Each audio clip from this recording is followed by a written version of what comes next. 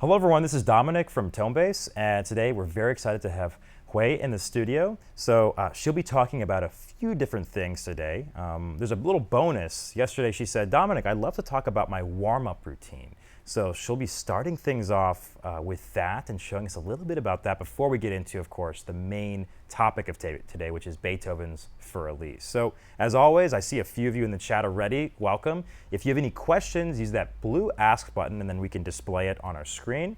But otherwise, I'd love to turn things over to Hui. She'll tell you a little bit about herself, and then we'll take things off. So welcome. So great to have you. And yeah, tell us a little bit about yourself today. Hi everyone, my name is Hui, and thank you so much for having me in Tonebase. I've been looking forward to this for a while now, so very nice to see everybody. I guess I can't technically see you, but I will see all your chat and comments in the chat. And well, since I just got here, and also I promise I'm going to share all my warm-up secrets, I think that everybody should start with their warm-up every day, no matter where and what you're playing. So here is my warm-up. So if you can switch camera, thank you. I usually like to start with this Chopin hand positions where you press down E, F sharp, G sharp, A sharp, and C all together. And I like to do variation on it. So first you can do down, up, down,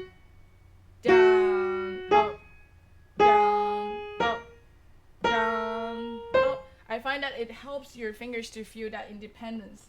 And then later on, you can also press down all 5 keys, and then you can just start from one finger at a time.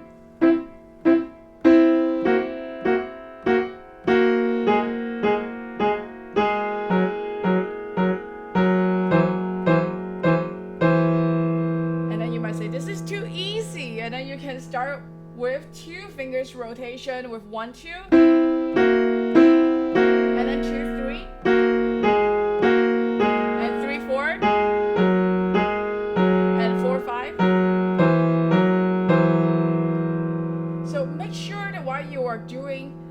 Playing the keys, you are pressing down on all the fingers that you're not using, and meanwhile trying to feel that your whole forearm is in a position that only with the necessary weight to hold the keys down. Everything else you should try to relax.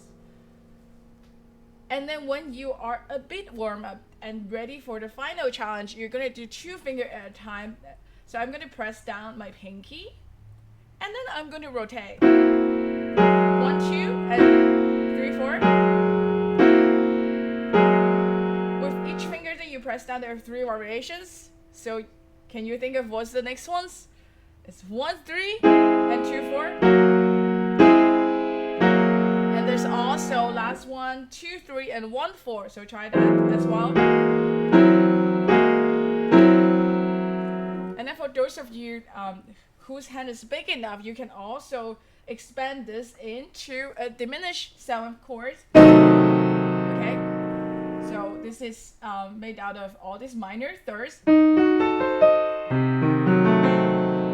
any chord that you would like. And then you're going to do the same thing. You're going to press down 1 finger while alternating between 1, 2, and 3, 4, or 2, 3, 1, 4.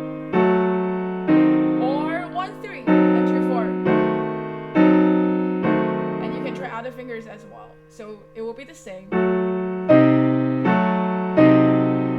And then I promise you, within 5 minutes, even in a cold winter in New York, you will be able to warm up your whole hand ready for recordings, just like right now.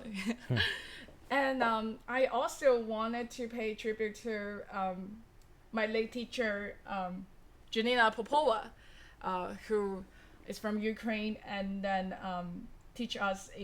taught us in the southern China, in Guangzhou, where I'm originally from. And unfortunately, she passed away last year. And she always told me, Hui, in order to get a really good sound, first of all, you have to sit very well. And then you're going to start with chords. Chord, again, is one way to build your hand structure and then how you make sound. So I typically will just start with one note. So today it will be C. And anyone can do a C major chord with octave. And then my right hand is going to line up with the first inversion here. And what I will do is I get a really good preparation for the chords and then open up my whole body, upper body, and then almost like water coming down from my shoulder and then all the way connected to the piano, as this is an extension of my body. And then I'm going to have a very good sound, and I'm also going to use my feet. I need pedal to do my chords, so I will do this when I'm ready, relaxed, and then ready to go to the next one.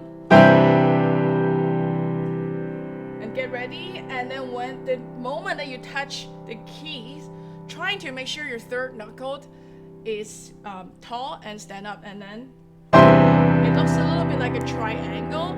So this first knuckle and third knuckle and your wrist is sort of like a triangle.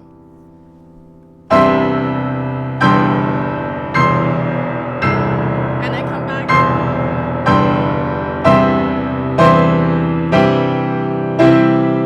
Okay? And then for the next couple minutes, and I will switch to minor. Okay? If you guys can see from the top camera view, so you can find. So I went from C major to C minor.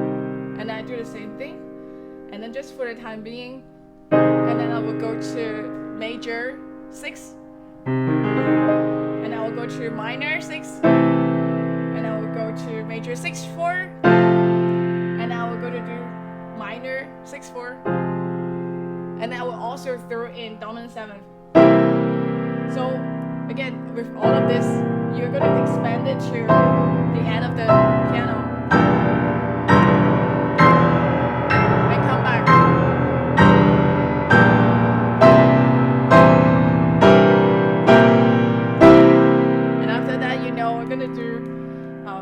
First inversion, which is 6/5. And why is it 6/5? Because from the bottom, the roots and to the top, the bass and to the top is 6, and this is 5th. So you do a 6/5, and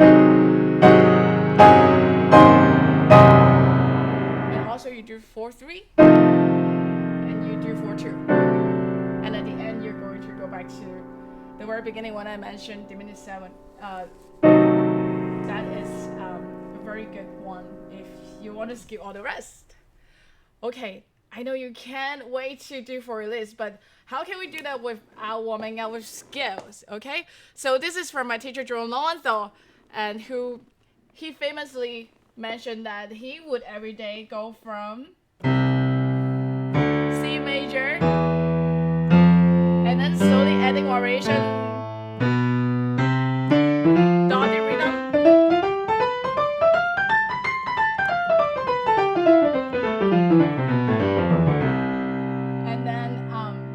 and then you keep going to all 24 keys. Triplets, and you can also do tippy toes, staccatos. You can also do legato. And then he would go through all the 24 keys within the first 3 minutes, and then guess what? And he's still sounding great today. So I think we will take that advice from him to always warm up. Okay, any questions about warm-ups, Dominic? No questions right now. Okay, so if you have any questions, you can save it to the end, and feel free to ask me if there's anything you would like to know more, okay? So now let's jump into Beethoven's Für Elise. Okay, so there's speculations about who Elise actually is, and I found the most crucial thing was the connections between the name Elise and our theme. And so E from Elise is E itself, right? And then for Li, we skip that. And then for S in German actually means E flat. And then back to E. So if you can imagine, or if Dominic can highlight that for me, which is E, and then S E, which is E, D sharp, E. So the whole time is a letter game of this name. It's also important to know that this is written in 1810 and was never published during Beethoven's lifetime. And so for me, I find that learning any piece that you have, whether it's famous or not, is important to decipher and decode the structure of it. So this piece is in ABACA, a rondo form, okay? And then we're going to dive into each section in a little bit. Because the A section repeats, I like to think about it as a sandwich, right? This is the bread part when we get to the A section. So as you can see that there's a pick up. It doesn't start from the downbeat, right? Usually 1, 2, 3, if you can feel the 1 in this repeat is really important. So I would think that at the beginning, we're supposed to make it suspect what key are we in? Not until we get to the A minor chord.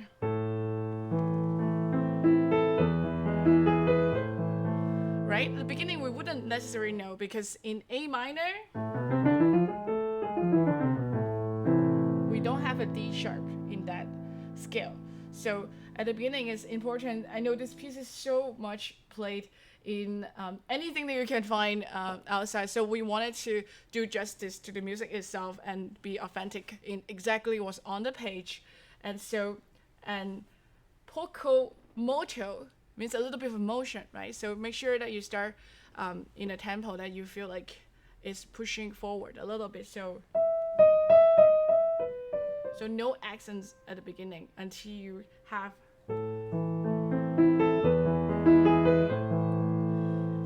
a lot of people, when they're playing this piece, they are frustrated about fingering. Okay, so I would like to think that for the left hand, when you practice alone, I would use 5, 2, 1, and make sure that you relax your wrist and relax your thumb, and then pass it all the way to right hand after you're done. And then for right hand, I like to use 1, 2, 4, 5. Okay, so again, this is like the ocean, like the waves. You should be able to do this legato even without the pedal, but after you figure it out how to do it smoothly, do practice with the pedal because it feels different with the pedal. And then for the next measure, I would advise you use 5, 1, 2. Again, you probably notice I focus a lot on fingering because once you find the fingering that's working for you, everything else will just be solving on its right place. And then notice that in classical music, and actually most of the classical periods and romantic periods, the 4 measure phrases is really important. So no matter what you're doing, you're trying to think about 1, 2, 3, 4, and then it happens again. 1, 2, 3. I miscounted 1, but it's A measure, 4 plus 4 structure. It's like a question and an answer. So that is our A minor. So as we move on, we get to the second ending. So still the same fingering, 5, 2, 1, 5, 1, 2, 5, 2, 1. And then we get to this part where it has lots of this E ostinatos. So I like to use that as one pedal. Again, try to keep your thumbs always relaxed. As long as you keep your thumb relaxed, your whole hand is going to listen to you.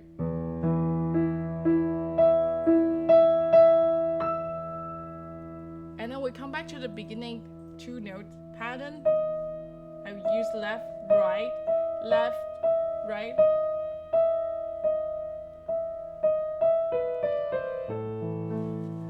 make sure you count how many D sharp on E there is. A lot of the common mistake is that we forget to count.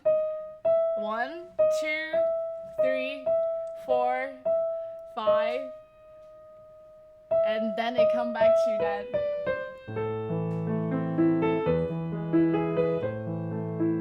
1, 2, 3, 4. Okay, so that is our A section, our most important theme, the refrain. I happened it twice. And now we're going to go into B section. You can think about this as the cheese part, okay? So what key is this now? It's F major. Okay? So if you have the score, you can mark it. And then some people argue that we don't have a real melody until we get to the B section. Yeah, this sounds like a song.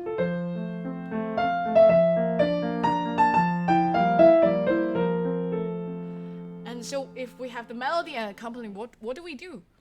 We are going to make sure our left hand is like the waves or the ocean, which supports our right hand. This, I think about it as a boat.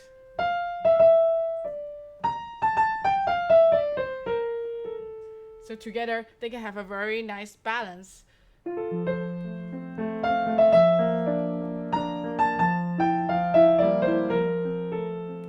Okay, and then when you have legatos, make sure you understand that how piano works, because piano is a percussion instrument at the end of the day. And then it's like every single note that you hit, and the sound wave goes, and then next one.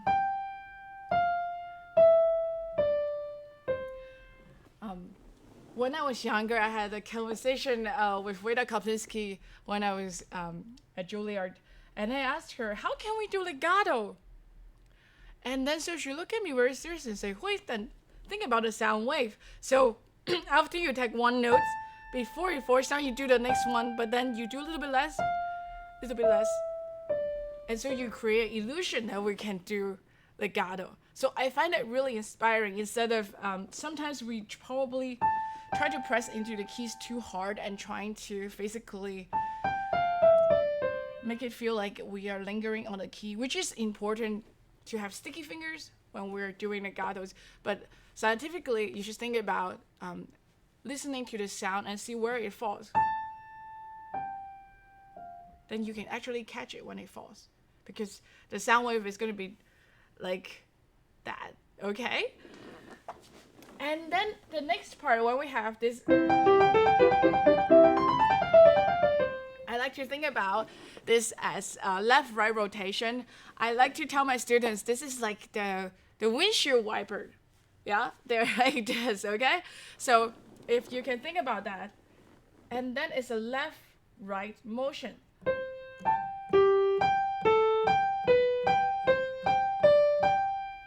So for playing piano, there's left and right, up and down, and then a little bit of both, left, right, and up and down. So it's really important to practice healthily. And then a lot of times we sit at a bad position, and then we start forcing our hand to do something really fast. What happened is you realize you have held onto the weight, and you're not letting the weight to naturally fall. So sometimes when you guys feel like stuck, I really think you should stand up and walk around, because when you're walking, when you stand up and walk, your hand is back to your normal position. And then it's important to work slowly with your hand and be patient. And ask your hand, did you relax? Are you completely relaxed? Are you ready to land on the other one? And this way, I'm ensuring you when your hand is feeling comfortable and they're gonna sound good. So slow practice is really important instead of trying to, right? So again, so always loosen up your thumb, because once it's unlocked, everything is going to relax, okay? So, and about fingerings, I really think for the left hand, for example, you're gonna try to highlight one voice out of all the chords to make a connection. And you should also design a fingering that works. So whether it is right after the second ending or here, I will use the same fingering. And then make sure you use your wrist. This is the up-down motion that we're talking about. Some of you might feel a little stiff, and at that time I would like to ask you, can you knock at the piano cover? I don't know if you can see. I think like knocking, just knock, knock, knock. So you can use your wrist. You can feel that, oh, now I'm using my wrist. Yeah? And so our hand is magical. We have all these parts. It's like a spring in the middle. So we're to make sure that it's not rusted and it moves. And how do we do that is by completely relax without collapsing. Okay? So after, and then we have this three note pattern to ask some questions. Where are we going now? And then of course we're going to back to, and notice this time there's slurs. So trying to do, remember when we do the warm up or down, up. So we're gonna do that.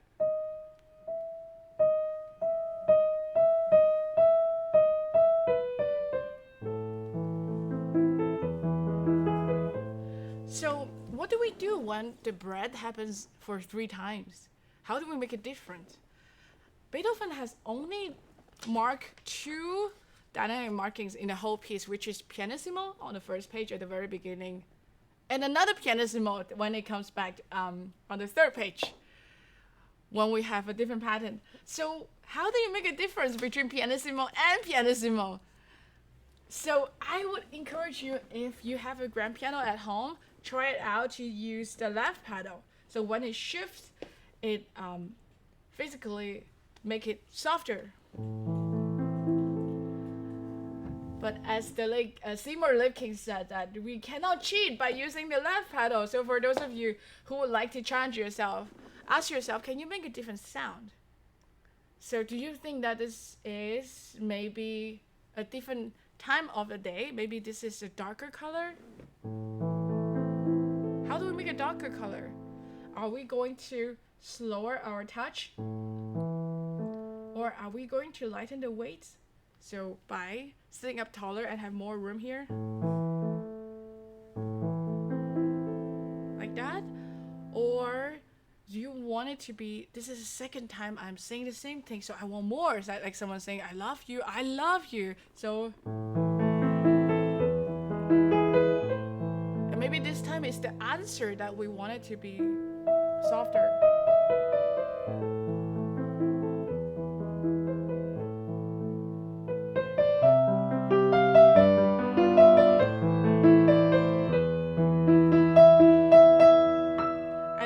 To stretch this part a little bit further, meaning slow it down a little bit and then coming back.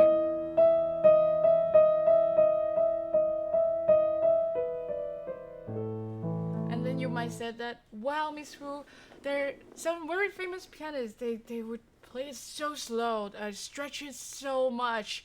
So you do have to give out a reason why you do that.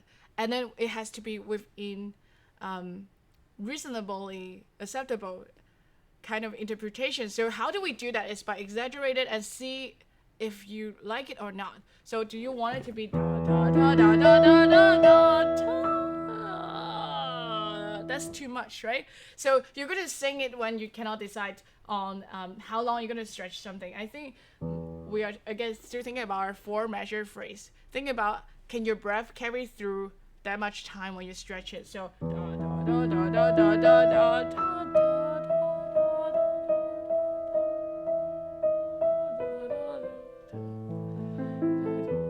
So again, you should really try out all the possibilities in the practice room. So when you go on stage, you know exactly what you want and how it sounds like. Okay? And then now we get into this section of little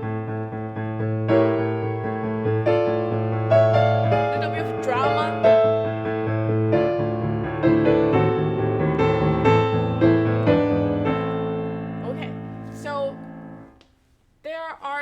different ways to play the left hand in this part. So 1 is being 3, 2, 1, 3, 2, 1. And then you can also try it out. And sometimes we can also just do one finger. And then no matter which one that you choose, you're going to focus on rotation. In order to not get tired of doing this, trying to plan as if there's a dance, their choreography of your hand, that you're going to do 1, 2, 3, 1, 2, 3, 4, 5, 6, 1, 2, 3, 4, 5, 6, or whether it's 3, 2, 1, 3, 2, 1. Again, it's the main point is not to get stuck. So depending on how fast you're playing this, and I would think that using one single finger actually helps.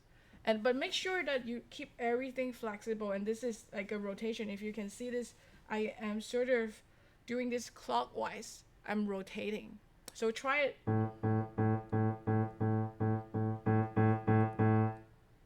And again, everybody's hand is going to be different, and then fingering should be different.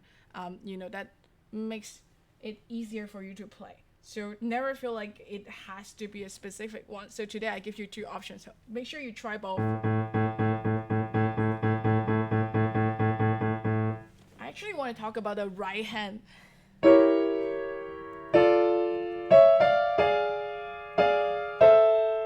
How do we make sure this is legato?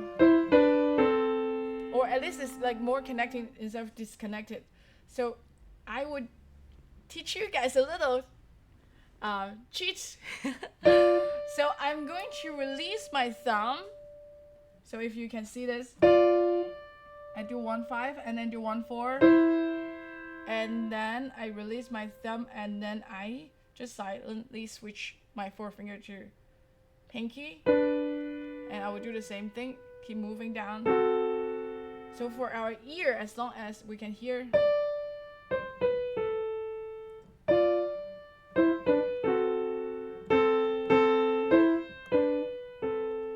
that is legato. So sometimes it's quite impossible for our 5 fingers to do legatos on a double note. So I would pick one voice that you really care about. In this case, I think the top is nice. And then keep that legato connected. So I wouldn't leave the key. So I would keep the D there. And then I will find the next finger to do C. And then I switch 4 to 5. And then 4 to 5 again. And then, so I have more control on the line.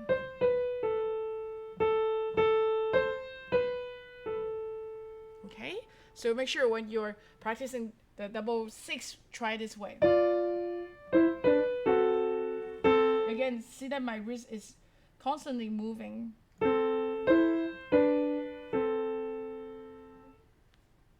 And some of you might realize that we don't seem like ever taking a breath when we're playing the piano. So I want you to try with me. Can you sniff really loud?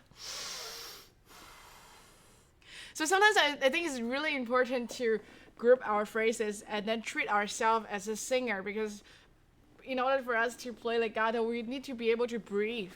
And this is really important. I remember this one time there's a teacher holding a piece of paper, put it right here, and asked me, can you play while blowing airs? And I couldn't even do one measure. So I encourage you guys all to take a piece of paper and try, even just a tissue paper. And then why don't we try it? So I'm going to do, so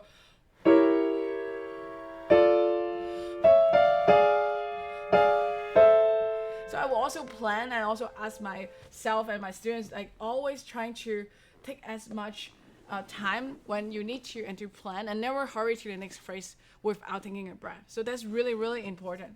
Okay, so after you come out from, and we have this very famous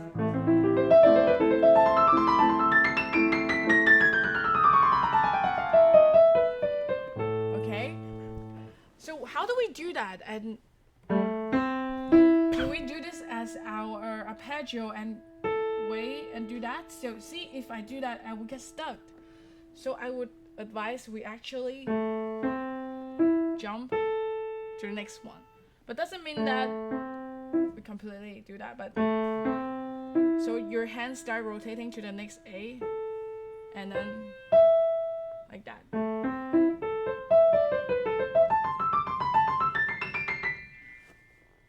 Why?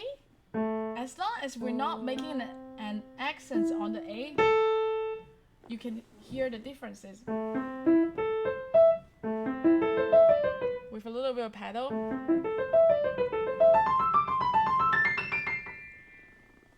So my hand is never completely doing that. Okay, so we wanted to keep it like this. A very, very famous jazz pianist, Art Tatum, when someone go to the backstage and ask him, how do you play so fast? And then he said that I never touched the bottom of the keys. So can you imagine that if you have to do this and that's going to slow you down. So try to keep it in the same direction, and also a direction where the notes are going towards. And use a little bit of pedal. And also, I think it's on the score. And then we have our chromatic scale. And then we have our last time of our theme. Remember, it's still pianissimo.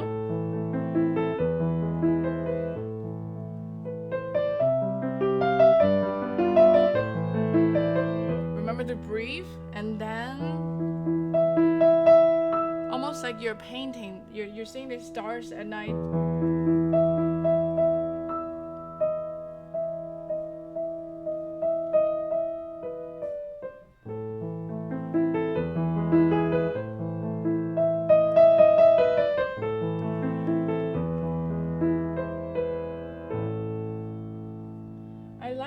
To make sure that the very last note I'm going to not press the pedal. So I have up, so I can control it, and then by the time that I lift up my hand, I'm going to press down my pedal again, and then allow my hand to come down. So a lot of times when we're using the pedal, there's the weight, which is when you press down the key, you lift up the pedal, and then you press down the pedal again before your hand leaves. So the timing of the pedal is also quite important in the art of piano playing. So I really encourage you guys, don't be afraid, and just really try it. You can take off your shoes. You can try, as long as you're not smashing the pedal, making a sound. You are going to find the different positions in the pedal, whether it is half pedal, whether it is full pedal, whether it is like you changing without completely letting it up. So at the end, I like to think about how you release the key is actually really important, because I wanted to change the harmony. So I'm going to play and lift up my pedal at the same time. And then before I leave my hand, because I need a little bit of extension, I'm going to press down the pedal before I leave the keys. And then so I capture that A. And then by the time I hit my left, and then I let it up. So I really think that that's important. I learned it by watching all this great pianists when they are playing with singers. You will see that they are literally creating an ocean behind the singer, which is like a background, and then when the singer is in the foreground, and then when there's no sound, you become the foreground again. So it's always interchanging. And I like to take that as an analogy that, like, when you're playing any pieces, especially a famous piece like this, when you're playing, that is one line, right? So they're equal. You wanted to create a very smooth line, so each finger they should be using about the same weight and make it smooth. But when you are doing our B section, where it was, you want the right hand to stand out, the left hand goes into the background. And And then when you have something that is like the C section, then creating a really, really firm backdrop of this A is important.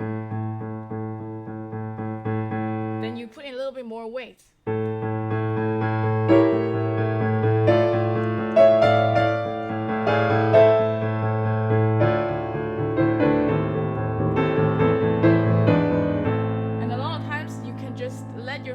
Figure it out and forget about everything that I say, and then really enjoy playing the piece.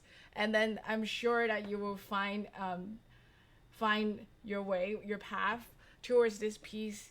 And yeah, and that's it. That's your Für Elise. Any questions so far? How are we doing on time, Dominic? Oh, we're doing great. So Okay. thank you so much, Hui, for this. Let me see. We do have some questions. So to start things off, I see Tim is asking a question about the A minor arpeggio at the end. Tim is wondering, he says, is the A arpeggio really supposed to be played that fast? He says that his teacher impressed on him to play slowly. Could you maybe get into that and show us maybe how fast or how slow you prefer to play that A minor arpeggio, that pianissimo one? Sure. Yeah, so I guess there's always the two extremes. One is treating their triplets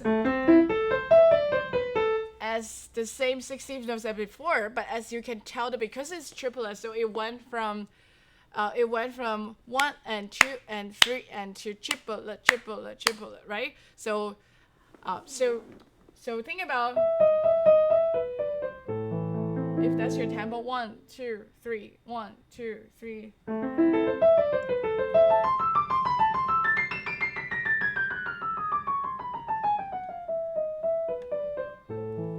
So it shouldn't be terribly fast, and it shouldn't also shouldn't be too slow.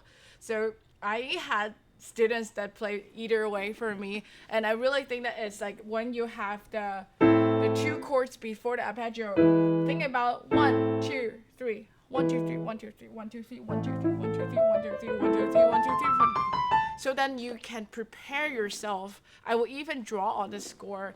Dominic, if you help me annotate, I will draw like a couple of ones that's without the note head, and just tell myself, okay, I am preparing myself for the triplets. So I'm counting 2, 3, 1, 2, 3, 1, 2, 3, 1, 2, 3, 1, 2, 3, 1, 2, 3.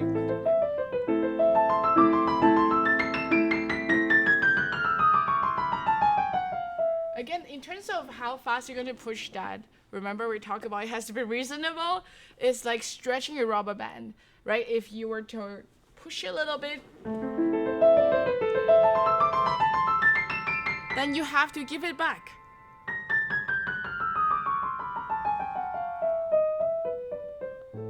And then relax back to the tempo. So you can try it out and see. I think when I demonstrate, I went a little bit too fast. But again, if you plan ahead, it's always good to have a plan. And then you can be musical on top of that. I mean, we wanted to have accurate rhythm when we were doing that. So I hope that answers your question. Yes, I think that's beautifully answered. So I see that Jenny has a question. Jenny 4. Thank you. Hey, wonderful to watch your teaching. By the way, everyone's saying amazing tutorial, amazing, beautiful, very motivating, perfect sense. I mean, so many people are great lesson, fantastic, etc. So just so you know, everyone loves it. But Jenny's asking, how might an early intermediate student approach this piece? Any tips? Jenny, if this is yourself, maybe you could let us know what other pieces you're playing to help us know more about. But in your opinion, is this like an early intermediate piece, would you say? Or what kind of? I would say that, yeah. It's a perfect piece because it's such a beautiful piece. It actually makes us practice more. So the more you practice, I don't think there's anything that's impossible. But of course, we wanted to make sure that we're not overwhelming ourselves. So to answer your question, depends on how much time you have to practice every day. So for example, if I only have half an hour I will give myself a task actually to focus on, for example, the first 8 measures, or even the first 4 measures. Because in practicing, it doesn't work like, oh, I have to cover everything all at once. Then you will just be going from beginning to the end, which is great. But sometimes we need to dive in and decipher, oh, maybe I'm holding these notes when I'm playing, which happens quite a lot, right? Then I will try to get used to this motion. Oh, how do I pass from left to right? And that will take a while to get used to. But once you get used to that, then you can do the next day, the 30 minutes, and you can use like 5 minutes to cover the beginning, and then go on to exploring the next couple of measures, and then you start building. And if you have an hour to an hour and a half, then I would also suggest at the beginning, play through the whole piece so that you can get a sense of the whole scope of the piece, and then dive into some details. And then I would probably write down what I want to solve. Like sometimes when I do the same thing, I go through it and then we can't possibly fix everything all on the same day. So I will make some plans. And then you can also divide it into, okay, how about today I'm going to do the fingering. And then maybe, today I'm going to add the paddle. And maybe it could be, I'm going to memorize the first 3 lines, like the A section. And then you will go see your teacher and then see if you have made any mistakes, and you change that and take the suggestions and then work with that, and then slowly explore the whole piece. And you guys probably all know the Rock 3 piano concerto, and Dominic probably will agree that's probably one of the hardest pieces in the repertoire. And then you know what? I think some people, they will just take 1 line at a day, and then in a month you can learn the whole piece. And it wasn't me, so I can't completely prove that is true. It probably take me 2 months or so. But if you do spend time in front of the piano, I want you guys to make sure that you are sitting up tall, and then you're in a great position, and then making the right sounds. And that's actually more important, is that when you're sitting in front of piano, a lot of times we're so tired, and then we are in front of the computer so much, and then we might just practice like that, and then that's what you should avoid. And personally, I have got into injury when I over practice, and then you do not want that. So I focus a lot in my teaching, and also want to share with you guys that it's really more important that if you can play every single note, even just 1 note, and you can find the point where it directs your energy, and then you can also support your whole head into that point, and then still stay relaxed. So that is actually more important than playing very, very fast or playing this piece 10,000 times. And if you're in the later stage of the piece where you need to prepare it for performing, then I would suggest something that I learned from a colleague who is a violinist actually. I saw him in the practice room where he runs around and then sit down and then without warm up and just play. Because when we perform, our heartbeat goes pretty fast. So that is to mimic how your heartbeat will feel like. So in that stage, that's a story to tell you that in that stage, you would want it to practice performing the piece as much as possible, which is you're going to give yourself goals that if the performance is at 7 p.m. at night, then try to do that whole week. Every day 7 p.m. you're going to sit down and do it. Or you can tell yourself that, okay, today I'm going to run it 3 times, but in different time point, and each time don't criticize yourself and just do it, and then ask yourself what went well, and then what is the one thing that you wanted to fix.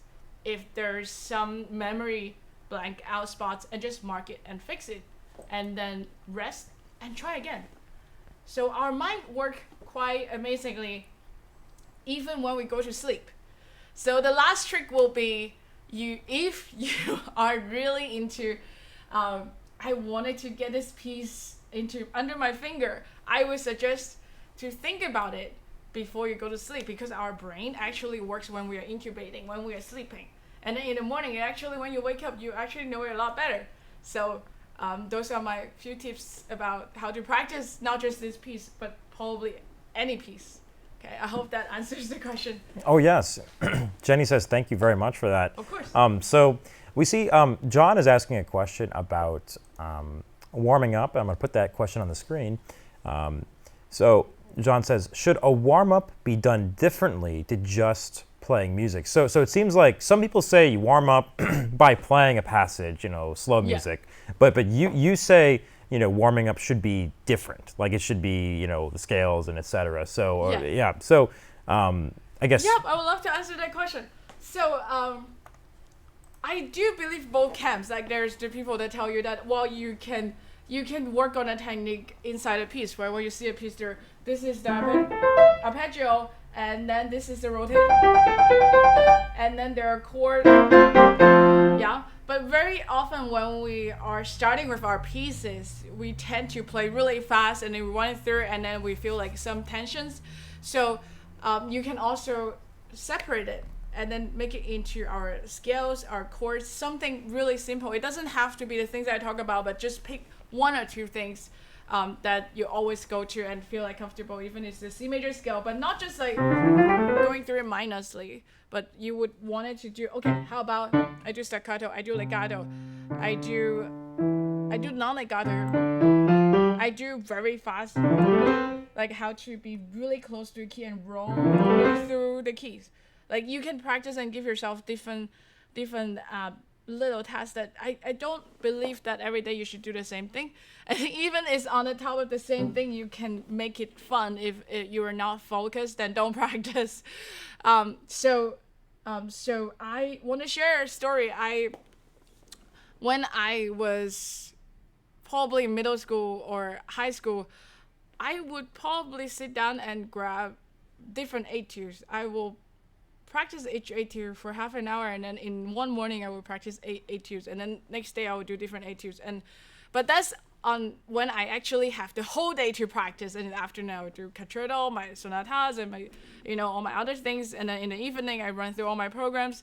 That's when some of you might be aspiring conservatory students. You will see that you have a lot of time spent in that four walls, like a practice room, and then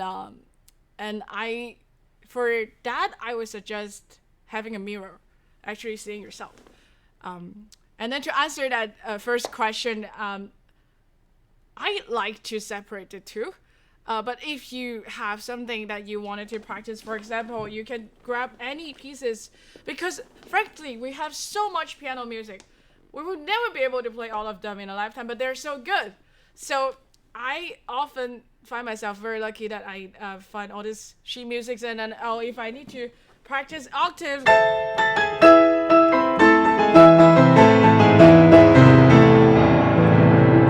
even though I'm not playing the Greek concerto, but I just I wanted to get that big sound, I will get that passage from that concerto, and then or if I wanted to do something else, I would give myself time to explore. So that works actually both as sight reading and also mastering your technique. But that's when you have lots of time to practice. So when you have 2 to 3 hours, I would want you guys to think about how can you be really wisely using that time. Maybe that will not be able to cover all 4 songs that you are learning right now. So I will make it into a plan that, okay, I rotate my pieces.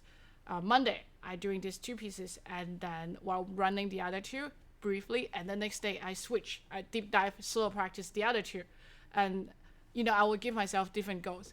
And so if you can do that, I think it's not just a matter of warming up, but to focus on slow practice, because that's when things get done. Okay? Wonderful. Well, thank you for that answer. And I think we'll probably be wrapping things up in a few minutes. But my last question for you is, for a lot of us, for a lot of young people and of all ages, Für Elise, or maybe the first movement of the Moonlight Sonata, this is probably most people's first Beethoven piece. So what advice would you have for someone as they open up the first piece of Beethoven? What should we know about Beethoven? Before we start this, any tips about your first Beethoven piece? Yes, of course. I would like to think that when we are playing, this is actually another paraphrase from the late Seymour Lipkin, who I really admire, and I interviewed him and I asked him, so about Beethoven, and then he's someone who has done all the Beethoven, but then he said that, don't you think, Hui, when you're playing Beethoven, you put on Beethoven's coat, you become Beethoven. So in order to do that, I want you guys to do some research into Beethoven and to get into his head a little bit. Which era is he from? Like, which country does he live in? When was the piece composed? I want you guys to actually get to know about Beethoven. I'm sure that if you're listening to a song these days by a popular artist, you will want to know their life. So and then specifically Beethoven from the classical era, you want to think about, oh, I realize I know him because all the Czerny etude that I play, Czerny is Beethoven's student, or maybe you have played Haydn or Mozart's music, and then you realize that, oh, Beethoven actually played for Mozart and then played for Haydn, and they're Beethoven's teacher. So you can see that, those are the things I'm familiar with, and then later on, I think it's always about the piece itself. And so to see its structure, I think it helps a lot. And I actually encourage a lot of you, even when you feel like, this is so hard, try to think about that. He's also a person. He's also a pianist. So when he puts down a marking, it's probably because, he wanted you to pay attention, do something different there. And I will encourage all of you to try, it could be just playing anything that's on A minor and then improvising anything, and then just relax, using any patterns in here.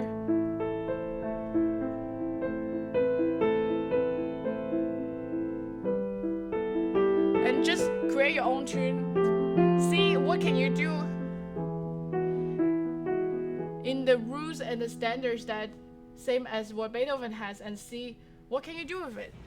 And then one last trick will be, even if this is Mozart or Beethoven or anything, I really love this story that my forte piano teacher. Another thing is to know about that back then the instrument is not our modern piano. It started mostly with harpsichord and forte piano. It's not until late Beethoven that he encountered a modern piano.